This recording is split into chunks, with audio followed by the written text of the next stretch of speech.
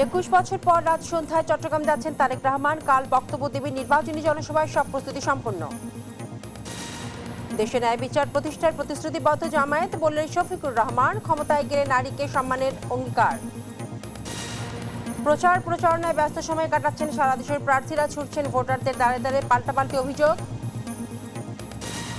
শরীয়তপুরে বিএনপিতে যোগ দেয়া আওয়ামী লীগ নেতার বাড়ি ঘরে হামলা, ভাঙচুর, ককটেল বিস্ফোরণ ঘটে, লুটপাট। এবং ফরিদপুরে ভাঙায় বাস ট্রাক সংঘর্ষে প্রাণ গেল চালক হেলপারে। কিশোরগঞ্জের পিকআপ ভ্যানে উল্টে একজনের মৃত্যু। আমন্ত্রণ দেশ জনপদ সংবাদে। শুনছিলেন সুপার বোর্ড সংবাদ শিরোনাম, সাথে আছে বিপাশা চক্রবর্তী। প্রায় 21 বছর পর আজ সন্ধ্যায় চট্টগ্রাম যাচ্ছেন বিএনপি চেয়ারম্যান তারেক রহমান। বন্দরনগরী পৌর গ্রাউন্ডে নির্বাচনী প্রচারে অংশ নেবেন তিনি। তার সফর ঘিরে এরই মধ্যে সম্পন্ন হয়েছে সব প্রস্তুতি।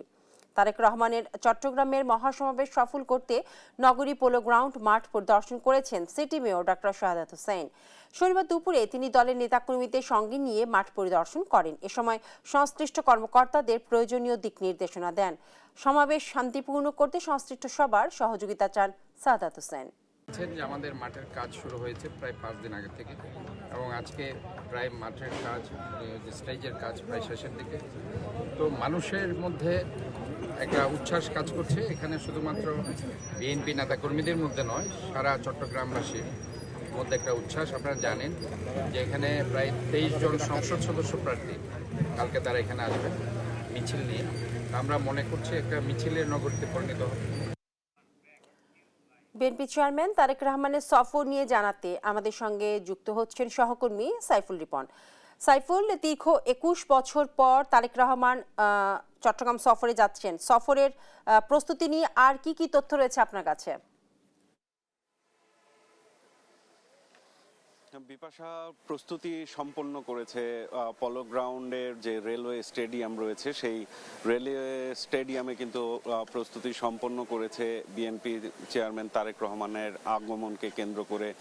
এখানকার যারা বিএনপির নেতারা রয়েছেন ইতিমধ্যেই কিন্তু সব ধরনের প্রস্তুতি সম্পন্ন হয়েছে, এবং তারেক রহমানের ব্যক্তিগত নিরাপত্তার জন্য নিয়োজিত যে সিএসএফ সদস্যরা, তারা কিন্তু সকালে এসে পুরো এলাকার নিরাপত্তা ব্যবস্থা তারা দেখে গেছেন, এবং নিরাপত্তা বিষয়গুলো যেগুলো টুকটাক নির্দেশনা যেগুলো বাকি ছিল সেই নির্দেশনাগুলো দিয়ে গেছেন। এবং ইতিমধ্যেই কালকের যেই জনসমাবেশ, সেই জনসমাবেশকে ঘিরে সার্বিক প্রস্তুতি সম্পন্ন হয়েছে, এমনটি কিন্তু আমরা জানতে পেরেছি বিএনপি নেতাদের কাছ থেকে। এবং কালকের এই সমাবেশে প্রায় 10 লাখ লোকের সমাগম হবে এমনটি কিন্তু প্রত্যাশা করা হচ্ছে বিএনপির পক্ষ থেকে। এবং বিএনপি চেয়ারম্যান তারেক রহমান সর্বশেষ 2005 সালের মে মাসের 6 তারিখে এসেছিলেন চট্টগ্রামের এই পলো গ্রাউন্ডে, এবং এরপর দীর্ঘ সময় তিনি প্রতিহিংসা প্রতিশোধের রাজনীতির শিকার হয়ে কিন্তু দীর্ঘদিন দেশের বাইরে অবস্থান করছিলেন। এবং দেশে ফেরার পর এটি তার চেয়ারম্যান হিসাবে দায়িত্ব গ্রহণের পর প্রথম সফর। এবং বিএনপি চেয়ারম্যান তারেক রহমান কিন্তু সেখানে আজকে সন্ধ্যা 7:30 নাগাদ হযরত শাহজালাল আন্তর্জাতিক বিমানবন্দর থেকে এই চট্টগ্রামের উদ্দেশ্যে রওনা করবেন, এবং চট্টগ্রামে তিনি রাত্রি যাপন করবেন, এবং কালকের বেলা 11টার সময় এই সমাবেশটি অনুষ্ঠিত হওয়ার কথা রয়েছে। এবং আমরা এখানকার বিএনপি নেতাদের সাথে আমরা কথা বলেছি, এবং তারা যেটি বলছেন যে বিএনপি চেয়ারম্যান তারেক রহমান সহ জিয়া পরিবারের সাথে চট্টগ্রামের একটি অন্যরকম সম্পর্ক রয়েছে, এবং সেই সম্পর্কের জায়গা থেকে চট্টগ্রামের শুধু বিএনপি নেতাকর্মীরা নয়, সাধারণ মানুষও আসলে বিএনপি চেয়ারম্যান তারেক রহমান দীর্ঘদিন পর এই চট্টগ্রামে আসছেন তাকে এক নজর দেখার জন্য কিন্তু উচ্ছ্বসিত হয়ে আছেন। এবং তারা যেটি বলছেন যে আগামী 12 তারিখের নির্বাচনের মধ্য দিয়ে এই চট্টগ্রামের যে সংসদীয় আসনগুলো আছে, সেই সংসদীয় আসনগুলোর বিজয় নিশ্চিতের মধ্য দিয়ে বিএনপি চেয়ারম্যানকে এই জয়গুলো তারা তুলে দিবেন উপহার হিসাবে, এমনটি প্রত্যয় কিন্তু তারা জানিয়েছেন। এবং বিএনপি চেয়ারম্যান তারেক রহমানের আগমনকে ঘিরে কিন্তু 3 স্তরের নিরাপত্তা ব্যবস্থা এখানে নেওয়া হয়েছে। এবং আমরা নেতাকর্মীদের সাথে কথা বলে যতটুকু জানতে পেরেছি যে চট্টগ্রাম বিভাগের যে সাংগঠনিক বিভাগ রয়েছে সেই সাংগঠনিক বিভাগের আওতাধীন যে বিভিন্ন জেলাগুলো রয়েছে সেই জেলাগুলো থেকেও নেতাকর্মীরা এসে এই সমাবেশে অংশগ্রহণ করবেন। এবং বিএনপি চেয়ারম্যান তারেক রহমান দলের দায়িত্ব নেওয়ার পর সারা দেশব্যাপী যেই জনসংযোগ কর্মসূচি পালন করছেন নির্বাচনে প্রচারণার অংশ হিসেবে, এর পাশাপাশি কিন্তু সারা দেশের মানুষের সাথে তার যে দীর্ঘ বিচ্ছেদ ছিল সেই বিচ্ছেদ কাটিয়ে উঠে মানুষের সাথে যে সংযোগ স্থাপন, সেই সংযোগ স্থাপন হিসেবেও কিন্তু দেখা হচ্ছে বিএনপি চেয়ারম্যান তারেক রহমানের এই সফর এবং জনসভাগুলোতে অংশগ্রহণকে। তো এই ছিল আমার কাছে এখানকার সর্বশেষ পরিস্থিতি। বিপাশা। সাইফুল, আপনাকে ধন্যবাদ। তারেক রহমানের চট্টগ্রাম সফরের সার্বিক তথ্য জানাচ্ছিলেন আমাদের সহকর্মী সাইফুল। আগামীকাল নির্বাচনী সফরে কুমিল্লা এবং ফেনীতে বক্তব্য রাখবেন তারেক রহমান। এই নিয়ে ফেনীতে আমাদের সাথে যুক্ত হচ্ছেন আমাদের সহকর্মী শেখ ফরিদ উদ্দিন। ফরিদ, দীর্ঘদিন পর তারেক রহমান সমাবেশে অংশগ্রহণ করছেন চট্টগ্রাম এবং ফেনী এবং কুমিল্লাতে। সমাবেশের প্রস্তুতি আপনি কেমন দেখছেন? বিপাশা, ধন্যবাদ। আপনি যেমনটি বলছিলেন, আগামীকাল রোববার ফেনীতে আসছেন বিএনপি চেয়ারম্যান তারেক রহমান। তিনি বিকেলে ফেনী জেলা বিএনপি আয়োজিত জনসভায় প্রধান অতিথির বক্তব্য রাখবেন ফেনী পাইলট হাই স্কুল মাঠে। আমি এই মুহূর্তে আছি ফেনী পাইলট হাই স্কুল মাঠে, যেখানে মঞ্চের কাজ চলছে। আজকে কয়েকদিন যাবৎ মঞ্চ তৈরির কাজ চলছে, এখন কাজ শেষ পর্যায়ে। আমরা কথা বলেছিলাম ফেনী জেলা বিএনপি সদস্য সচিব আলালুদ্দিন আলালের সাথে। তিনি যেটা বলেছেন, এই জনসভায় বিভিন্ন স্থান থেকে লক্ষাধিক লোকের সমাগম হবে। এছাড়া ফেনী জেলা ছাড়াও ফেনীর পার্শ্ববর্তী নোয়াখালী এবং লক্ষ্মীপুর থেকেও বিএনপি নেতা কর্মীরা যোগ দিবেন। এখানে দেখলাম সকাল থেকে আইন শৃঙ্খলা বাহিনীর সদস্যরা, র্যাব, পুলিশ এবং সেনাবাহিনীর কর্মকর্তা এবং সদস্যরা এখানে এসে আইন শৃঙ্খলা রক্ষা এবং মনিটরিং করছেন। স্থানীয় লোকজন এই তারেক রহমানের আগমনকে কেন্দ্র করে উৎসাহ উদ্দীপনা বিরাজ করছে স্থানীয় লোকজন সব বিএনপি নেতা কর্মীদের মাঝে। বিএনপি নেতা কর্মীরা গভীর আগ্রহে অপেক্ষা করছে তাদের প্রিয় নেতাকে দেখার জন্য। তারা ইতিমধ্যে ফেনী শহরের বিভিন্ন স্থানে বিভিন্ন প্রকার পেস্টুর এবং রং বেরঙের বিভিন্ন ডিজিটাল ব্যানার লাগানো হয়েছে তারেক রহমানের আগমনকে কেন্দ্র করে। আমরা কথা বলেছি ফেনী 1 আসনের বিএনপির সাংগঠনিক সমন্বয়ক ও 1 আসনের বিএনপির প্রার্থী রফিকুল আলম মজনুর সাথে। তিনি বলেছেন এখানে বিএনপির নেতাকর্মীরা অধিক আগ্রহ অপেক্ষা করছেন তাদের প্রিয় নেতাকে দেখার জন্য এবং তাদের কিছু দাবি দেওয়া বিভিন্ন বিষয় তুলে ধরবেন বক্তব্যের মাধ্যমে।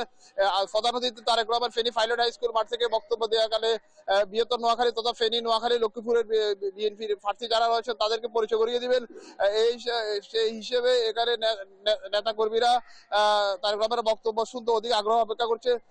আইন শৃঙ্খলা বাহিনীর সদস্য ছাড়াও তাদের বিভিন্ন স্তরের বিভিন্ন স্বেচ্ছাসেবকেরা কাজ করবে। মঞ্চের আশপাশে 500 শতাধিক নেতাকর্মীর সমন্বয়ে স্বেচ্ছাসেবক বাহিনী গঠন করা হয়েছে। এছাড়া শহরের বিভিন্ন স্থানে তাদের। জি ফরিদ, আপনাকে ধন্যবাদ। দর্শক, ফেনীর সমাবেশের সার্বিক প্রস্তুতি জানাচ্ছিলেন আমাদের সহকর্মী ফরিদ। বৈষম্যমুক্ত দেশ গড়তে 10 দলীয় নির্বাচনী ঐক্যের প্রার্থীদের বিজয়ী করার আহ্বান জানিয়েছেন জামায়াতে ইসলামের আমির ডক্টর শফিকুর রহমান। উত্তরবঙ্গে নির্বাচনী সফরের দ্বিতীয় দিনে রংপুরে শহীদ আবু সাইদের কবর জিয়ারত এবং গাইবান্ধা ও বগুড়ার জনসভায় একথা বলেন তিনি। ক্ষমতায় গেলে নারীর সম্মান নিশ্চিতের অঙ্গীকার করেন জামায়াত আমির। সেই সঙ্গে বগুড়াকে সিটি কর্পোরেশন করার প্রতিশ্রুতিও দেন তিনি। সহকর্মীদের তথ্য এবং ছবিতে আরও জানাচ্ছেন শায়লা খান।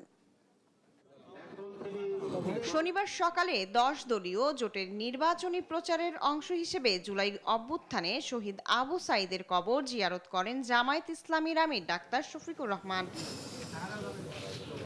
বলেন, প্রয়োজনে দেশের জন্য আবু সাইদদের মতো জীবন দিতে প্রস্তুত জামায়াতে ইসলামী। যেভাবে আবু সাইদরা বুক পেতে দিয়েছিল, দেশের জন্য ওইভাবে বুক পেতে দিতে রাজি আছি। সবচেয়ে বড় সুযোগ সুবিধা হলো আমরা তাদেরকে আমাদের মাথার তাজ করে রাখবো ইনশাআল্লাহ। পরে গাইবান্ধার পলাশবাড়ির সমাবেশে অংশ নেন জামায়াত আমির। বলে নির্বাচনে 10 দলীয় নির্বাচনী ঐক্য বিজয়ী হলে চাঁদাবাজ মুক্ত দেশ গড়ার পাশাপাশি উত্তরবঙ্গকে কৃষিভিত্তিক রাজধানীতে পরিণত করা হবে। উত্তরবঙ্গে একাধিক কৃষি বিশ্ববিদ্যালয় হওয়া প্রয়োজন।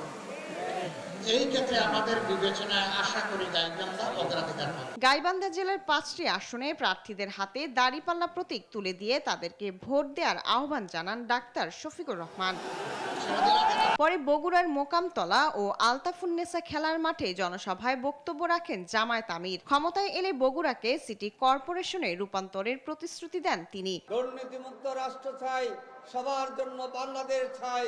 সেই বাংলাদেশ নিশ্চিত করতে হলে আগামী নির্বাচনে গাইবান্ধার 5টি আসনে আপনারা দাড়িপাল্লাকে নির্বাচিত করবেন। সরকার গঠনের সুযোগ পেলে নারীর সম্মান নিশ্চিতের অঙ্গীকারও করেন জামায়াত আমির। শায়লা খান, নিউজ ডেস্ক, দেশ টিভি। সারা দেশে জমে উঠেছে নির্বাচনী প্রচার। আনুষ্ঠানিক প্রচার শুরুর পর শনিবার সকাল থেকেই সারা দেশে বিএনপি প্রার্থীরা গণসংযোগে নেমেছেন। সহকর্মীদের পাঠানো তথ্যচিত্রে বিস্তারিত জানাচ্ছেন ফারজানা আফরোজ টুম্পা।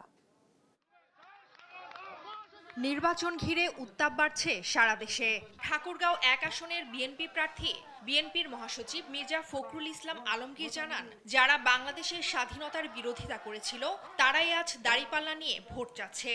আমাদের এইবার সঠিক সিদ্ধান্ত নেই, আমরা যেন ধানের শীষে ভোট দেই, দিয়ে এই যারা আমরা স্বাধীনতার পক্ষে কথা বলি, যারা আমরা ফ্যামিলি কার্ডের কথা বলি, যারা আমরা কৃষি কার্ডের কথা বলি, স্বাস্থ্য কার্ডের কথা বলি, আইন শৃঙ্খলা রক্ষার কথা বলি, শিক্ষার কথা বলি, স্বাস্থ্যের কথা বলি, তাদের হাতকে শক্তিশালী করলে ইনশাআল্লাহ দেশ আগামী 5 বছর ভালো হবে।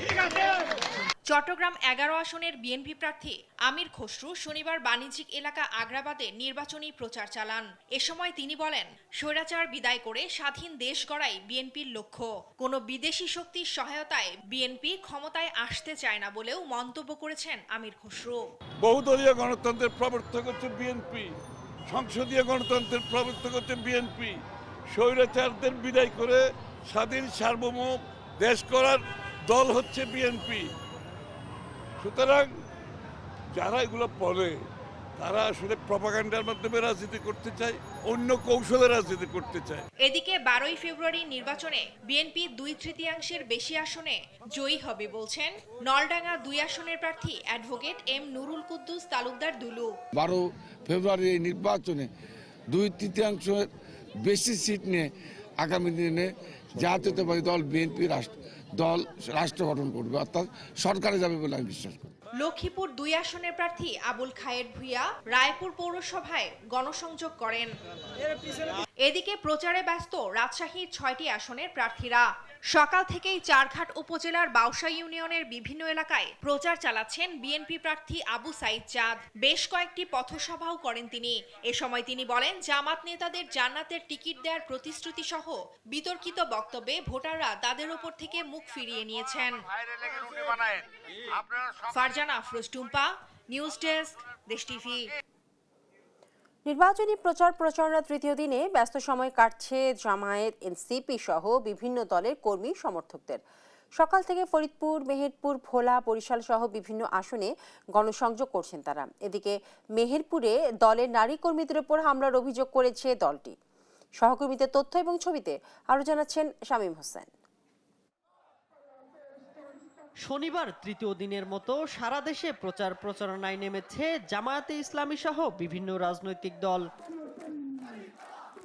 ফরিদপুর 3 আসনে জামায়াতের প্রার্থী প্রফেসর আব্দুল তাওপের পক্ষে বিশাল নির্বাচনী গণমিছিল আয়োজন করা হয়। এ সময় সাধারণ মানুষের কাছে দাঁড়িপাল্লায় ভোট দেওয়ার আহ্বান জানান কর্মী সমর্থকরা।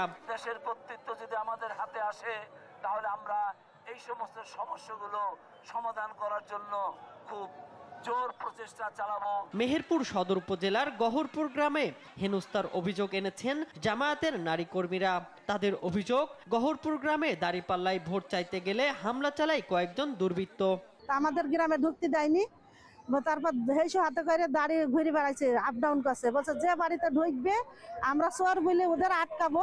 মহিলাদের উপরে তারা ধাক্কাধাক্কি করেছে, এবং তাদেরকে এই গ্রামে দাওয়াত দিতে দেয়নি। বাংলাদেশ জামাত ইসলামের পক্ষ থেকে তারা দাওয়াতে এসেছিল। ভোলা 1 আসনে বিএনপি জোটের প্রার্থী BJP chairman barrister Andaleeb Rahman পার্থকে ঘিরে জমে উঠেছে প্রচার প্রচারণা। বরিশাল 5 আসনে গণসংযোগ ও লিফলেট বিতরণ করেন বাসদের প্রার্থী ডাক্তার মনীষা চক্রবর্তী। বলেন, প্রচারে আচরণবিধি ভঙ্গ করছেন অনেকে। যারা পরিবর্তন চান, যারা এই ব্যবস্থাটা পাল্টাতে চান, এই দুর্নীতিগ্রস্ত ব্যবস্থা থেকে মুক্তি চান, তারা আমাদেরকে একেবারে আকুণ্ঠ সমর্থন দিচ্ছে। নির্বাচনী পরিবেশ ও নিরাপত্তা নিশ্চিতের দাবিও জানান প্রার্থীরা। শামীম হোসেন, নিউজ ডেস্ক, দেশ টিভি। রংপুরে কথা বলছেন জাতীয় পার্টির চেয়ারম্যান জিএম কাদের। সরাসরি আমরা চলে যাচ্ছি রংপুরে। যে জাতীয় পার্টি একটি জাতীয় পর্যায়ের রাজনৈতিক দল, এটা বাংলাদেশের যে কোনো নির্বাচনে যেগুলো নির্বাচন হয়েছে, সঠিক নির্বাচন যেগুলো হয়েছে, সেখানেও সবসময় আমরা বিএনপি আওয়ামী লীগের পরবর্তীকালে জাতীয় পার্টি, তারপরে ছিল জামাত, সেখানে বৃহৎ 4টি দলের মধ্যে জাতীয় পার্টি একটি জাতীয় পর্যায়ের রাজনৈতিক দল। যেহেতু জাতীয় পর্যায়ের স্পিকারের হচ্ছে ইয়ার মাইক না, হর্ন না, ডিস্টার্ব করেন না। শোনা জানে কোথায় মাইক, কোথায় আছে? মাইক তো না, আমরা স্পিকার দিচ্ছি। আচ্ছা আচ্ছা, ঠিক আছে। একটু সাউন্ডটা বাড়ানো যায়? বাইরে দিলে আচ্ছা ঠিক আছে, এখন শোনা যায়? যদিও এই দলটি যদিও জাতীয় পর্যায়ের একটি দল, আমরা সবসময় বাংলাদেশের সর্বস্থান থেকে আমাদের কমিটি ছিল, সংগঠন ছিল এবং আমাদের এমপি ছিল অনেক জায়গায়। আমরা শুধু রংপুরের জন্যই ছিলাম না, তথাপি বাংলাদেশের মানুষ, বিশেষ করে উত্তরবঙ্গের মানুষ এটাকে উত্তরবঙ্গের নিজস্ব দল বলে তারা বুকে ধারণ করেছে। যেহেতু আমাদের নেতা আল্লাহ হোসেন মোহাম্মদ ইরশাদ উত্তরবঙ্গের সন্তান হিসেবে যখন এই দেশের দায়িত্বভার গ্রহণ করেন, তখন থেকে উত্তরবঙ্গের সেই আমাদের সবসময় অবহেলিত নিপীড়িত যে উত্তরবঙ্গ, তার উন্নয়নের জন্য উনি অনেক বড় বড় কাজ করে গেছেন, যেটা উত্তরবঙ্গবাসীর মনে দাগ কেটেছে। এর আগে অনেক সরকার এসছে, পরে অনেক সরকার এসছে। এরশাদ সাহেবের সময় উত্তরবঙ্গের যে উন্নয়ন, যেগুলো স্বাভাবিকভাবে উত্তরবঙ্গের একটা সারা দেশের মধ্যে যে একটা পরিচিতি এবং তাদেরকে অগ্রসর হওয়ার জন্য যেগুলো সুযোগ সুবিধা দরকার ছিল, সেগুলো উনি করে গেছিলেন।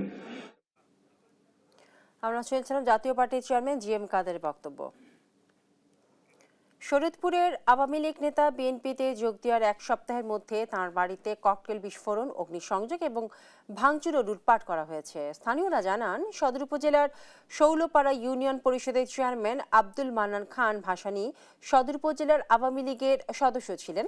গত 17 জানুয়ারি তিনি বিএনপিতে যোগ দেন। শুক্রবার রাতে তার বাড়িতে ককটেল বিস্ফোরণ ঘটিয়ে হামলা চালানো হয়। পাশাপাশি তার সমর্থকদের 11টি ঘরে অগ্নিসংযোগ, কুপিয়ে ভাঙচুর এবং লুটপাটও করা হয়। এই ঘটনায় আইনগত ব্যবস্থা নেওয়া হয়েছে বলে পুলিশ জানায়। গতকালকে আমার কাকা দুবাই গেছেন, খালি বাড়ি পেয়ে একদম রাতের অন্ধকারে 11:30টার দিকে অতর্কিতভাবে প্রায় 12-13টা বাড়ি কোবায়া লুটপাট করে 2টা বাড়ি আগুন দিয়ে জ্বালিয়ে দেওয়া হয়। ইদ্রিস খাঁর বাড়িতে ভাঙচুর হচ্ছে। তাৎক্ষণিক ঘটনা শোনা মাত্রই আমি আমার অফিসার ফোর্স পাঠিয়েছি, আমি নিজেও এসেছি। তো জানতে পারলাম যে এলাকাতে আধিপত্য বিস্তারকে কেন্দ্র করে এই সংঘর্ষের ঘটনা ঘটে। আমরা সকালবেলায় 3টি অবিস্ফোরিত ককটেল উদ্ধার করেছি। বাগেরহাট সদর উপজেলা ছাত্রলীগের সভাপতি জুয়েল হোসেন সাদ্দামের স্ত্রী কানিজ সুবর্ণা স্বর্ণালী এবং শিশু সন্তানের মৃত্যুর ঘটনায় একটি হত্যা এবং একটি অপমৃত্যুর মামলা দায়ের করা হয়েছে। শনিবার সকালে সুবর্ণার বাবা রুহুল আমিন হাওলাদার এই মামলা দায়ের করেন। তবে স্ত্রী সন্তানের মৃত্যুর পরও প্যারোলে মুক্তি মেলেনি সাদ্দামের। বাগেরহাট সদর থানার ভারপ্রাপ্ত কর্মকর্তা মাসুম খান জানান, শেষবারের মতো দেখানোর জন্য স্ত্রী সন্তানের মরদেহ যশোর কারাগারের জেল গেটে নেওয়া হচ্ছে। জামিন হওয়ার পরও জামিন হয় না। অত্যন্ত স্বামীরা খুবই ভালোবাসত, এই কারণে স্বামীর অনুপস্থিত কারণে এই আত্মহত্যাটা একাকিত্ব বোধ করার কারণে আছে সেই ঘটনা ঘটাতে বাধ্য হয়েছে। ধামরায় বেড়াতে এসে সংঘবদ্ধ ধর্ষণের শিকার হয়েছে নারী, এমন খবর ছড়িয়ে পড়ে সামাজিক যোগাযোগ মাধ্যমে। ঘটনাটিকে সাম্প্রদায়িক রূপ দিতে চলে উস্কানি। সন্দেহ থেকেই অনুসন্ধানের নামে দেশ টিভি বেরিয়ে আসে ভিন্ন তথ্য। বিস্তারিত জানাচ্ছেন দেওয়ান ইমন। সম্প্রতি এমন একটি পোস্ট ছড়িয়ে পড়ে সোশ্যাল মিডিয়ায়, যার শিরোনাম দেখেই শিউরে ওঠার মতো অবস্থা। পোস্টে বলা হয়, চলতি মাসের 13ই জানুয়ারি স্ত্রী পরিচয় দেওয়া এক নারীকে নিয়ে দীর্ঘদিনের সহকর্মী কৃষ্ণচন্দ্র মণিদাসের বাড়িতে আসেন রাজ্জাক নামে এক ব্যক্তি। পরে কৃষ্ণচন্দ্রের বাড়িতে পর্যাপ্ত জায়গা না থাকায় বোনের বাড়িতে রাত্রি যাপনের ব্যবস্থা করে দেন অতিথিদের। অভিযোগ ওঠে, মধ্যরাতে সংঘবদ্ধ ধর্ষণের শিকার হয়েছেন বেড়াতে আসা ওই নারী। ধর্ষণের পর তাদের সাথে থাকা স্বর্ণালংকার, মোবাইল ফোন ও অর্থ লুট করা হয়। পোস্টটি ব্যাপকভাবে ভাইরাল হলে সত্য অনুসন্ধানে নামে দেশ টিভি টিম হাজির হয় ধামরাইয়ের বালিয়া ইউনিয়নের রামরাবণ গ্রামের ওই বাড়িতে। অনুসন্ধানে জানা যায়, ট্রাক চালক আব্দুর রাজ্জাক তার স্ত্রী পরিচয় দেওয়া এক নারীকে নিয়ে কৃষ্ণচন্দ্র মণিদাসের বাড়িতে সেদিন সত্যিই এসেছিলেন। মধ্যরাতে 4-5 জন অজ্ঞাত দুর্বৃত্ত জোরপূর্বক ঘরে ঢুকে তাদের কাছে থাকা নগদ টাকা, মোবাইল ও স্বর্ণালংকার ছিনিয়ে নেয়। বাধা দেয়ায় মারধর করা হয় রাজ্জাককে। এই ঘটনার পরদিন ওই এলাকা ছেড়ে চলে যান তারা। তবে কয়েকদিন পরই সামাজিক যোগাযোগ মাধ্যমে অপতথ্য ছড়ানো শুরু হয়, যাতে বিব্রত স্থানীয়রাও। একটা চেন নিছে, 2টা কানের দুল নিছে আর একটা নাকফুল নিছে। মানে হ্যাঁ কয় কি, তাহলে আমার 2টা রুম, তাহলে আমার তো ছেলে থাকে, আমরা থাকি এই বাসায় তো দিতে পারবো না, তাহলে বোনের বাসায় দিই গে। আমাকে তাহলে দেওগা। হ্যাঁ নিয়ে গেছে, পরে শুনি যে এরকম চুরি হয়েছে। আপনার বাড়িতে বেঁধে ধর্ষণ করার ওই সময় ওই মহিলা না বলছে যে না ভাইয়া এরকম কোনো ঘটনা ঘটে নাই, হাতে টাকা ছিল, সোনা দানা ছিল, এই সব জিনিস লয়ে গেছে। সে বললো না আমাদের কোনো ক্ষয়ক্ষতি না, আমাদের মায়ের দৌড় করে টাকা পয়সা সোনা দানা সব লিয়ে গেছে। তবে এখানেই থেমে যায়নি দেশ টিভি টিম। বিস্তারিত জানতে ধামরাই থেকে ছুটে যায় ভুক্তভোগী রাজ্জাকের গ্রামের বাড়ি মানিকগঞ্জের তেওতা ইউনিয়নে। তবে সেখানে গিয়ে পাওয়া যায়নি তাকে। মুঠোফোনে রাজ্জাক জানান, ছড়িয়ে পড়া ধর্ষণের ঘটনাটি পুরোপুরি সাজানো। আমার মানি ব্যাগে 1300 টাকা আছে, টাকাটা নিচে 2টা মোবাইল নিচে, আপনার বাড়ির 28 ষোলো সেনা ছিল ওটা নিচে, আর কানের গোল ছিল, নাক খোলা ছিল। মাছ শুরু করছে তখন আপনার বাড়ি ছাড়ে থেকে নামে বসেছে যে যা করার আমার উপরে স্বামীর গায়ে হাত দিয়ে পরে এই কথা পরে বলতেছে যে তুই বাইরে কর, তাহলে তোর স্বামী হয়ে গেল। তখন আমার ওয়াইফ বাইরে গেছে, কিছুটা গেছে, কিছুটা ফেলে গেছে, আমি পিছনে গেছি। না না না, আপনার ঘরে কোনো দর্শন করে নাই। এদিকে পুলিশ প্রশাসনও অভিযানে নামে। কয়েক দফা ঘটনাস্থল পরিদর্শন ও স্থানীয়দের জিজ্ঞাসাবাদ করেও ধর্ষণের সত্যতা পায়নি। পরে ভুক্তভোগী আব্দুর রাজ্জাক 22 জানুয়ারি ধামরাই থানায় লিখিত অভিযোগ দায়ের করলে মামলা নেয় পুলিশ। গ্রেপ্তার করা হয় দস্যুতার সাথে জড়িত 4 জনকে। আমরা ঘটনার বিষয়ে কোনো লিখিত অভিযোগ পাইনি। ওখানে আমরা গেছি, বিষয়টা জানছি যে ওখানে 4-5 জন মিলে ওই মারধর করে কিছু টাকা নিছে। এই পর্যন্ত আমরা তথ্য পাইছি। না, ধর্ষণের বিষয়ে কোনো আমরা তথ্য পাইনি। আসামিদের গ্রেপ্তারের পরবর্তীতে তাদের জিজ্ঞাসাবাদে ধর্ষণ সংক্রান্ত কোনো তথ্য পাওয়া যায়নি। এছাড়া ভিকটিম পক্ষও কোনো ধর্ষণ সংক্রান্ত কোনো বিষয় আমাদের কাছে অভিযোগ করেনি। দাবি উঠেছে, নির্বাচনের আগে একটি দস্যুতার ঘটনাকে সাম্প্রদায়িক রূপ দিয়ে সমাজে বিশৃঙ্খলা সৃষ্টির নেপথ্যে যারা ছিল তাদের বিরুদ্ধেও ব্যবস্থা নেয়ার। দেওয়ান ইমন, দেশ টিভি, সাভার। ফরিদপুরে এবং কিশোরগঞ্জে পৃথক সড়ক দুর্ঘটনায় 2 জন নিহত এবং অন্তত 25 জন গুরুতর আহত হয়েছেন। শনিবার সকালে ভাঙা গোলচত্বর সংলগ্ন পানি সম্পদ অফিসের সামনে একটি যাত্রীবাহী বাসের সঙ্গে টেকেরহাটগামী একটি ইট বোঝাই ট্রাকের মুখোমুখি সংঘর্ষ হয়। পুলিশ এবং ফায়ার সার্ভিসের সদস্যরা আহতদের উদ্ধার করে ভাঙা উপজেলা স্বাস্থ্য কমপ্লেক্সে পাঠায়। সেখানে 2 শ্রমিকের মৃত্যু হয়। অপরদিকে কিশোরগঞ্জের অষ্টগ্রামে 0 পয়েন্টে নিয়ন্ত্রণ হারিয়ে পিকআপ উল্টে 1 জন নিহত এবং 10 জন আহত হন।